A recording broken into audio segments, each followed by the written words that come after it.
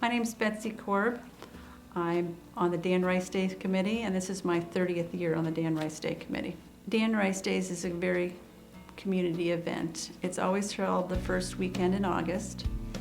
It commemorates Dan Rice, who was a circus clown.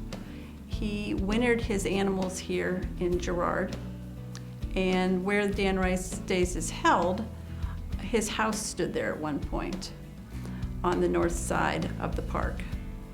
He ended up marrying a local young lady from the Girard area, and they would come back here every winter when they wintered their animals and they weren't touring the United States with circuses. And he was one of the first people where the Uncle Sam costume came from. The monument that is in the middle of Route 20 in Girard was donated to Girard after the Civil War. And it was one of the first Civil War monuments in the United States. This is the 53rd year for Dan Rice Days. It's made up of crafters on the south side of the park and various vendors on the north side of the park. There's commercial vendors, of course, but there's a lot of nonprofits, local churches, Boy Scouts, Girl Scouts, and many groups and booster groups from the school district, be it basketball boosters, football boosters, wrestling boosters, the marching band. They all have booths during Dan Rice Days.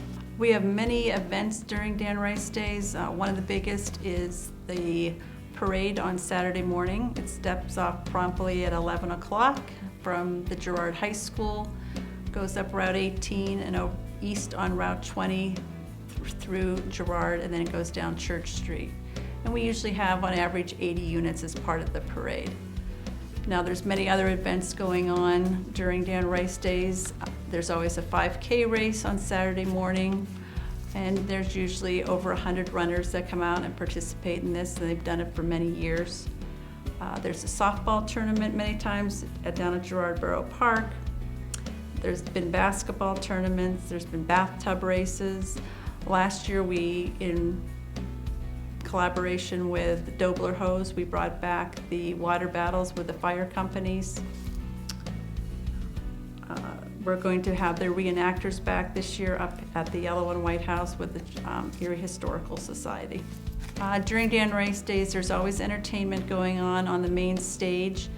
We do have, we've had a juggler, we have magicians, many musical groups. The proceeds from Dan Rice Days, after we pay for things like entertainment and different facilities that we need, the tent and stuff, we try and give back to the community. And we do this through a number of different organizations. We give to Rice Avenue Community Library. We've given to the reading clubs both at Elk Valley Elementary School and Rice Avenue Middle School.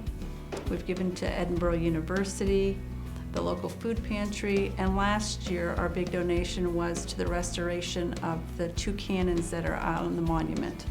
We do have a Dan Rice Day committee, and we're always looking for other people to volunteer and be a part of the Dan Rice Days committee, because it takes many hands to make this come off the way we'd like it to. I think it draws not only the people from Girard and Lake City, giving them something to do in their hometown, but we get people from all over that come to it. We've had in the past, we've had ancestors of Dan Rice come to the Dan Rice Day Festival and be in the parade and see the parade and things. So.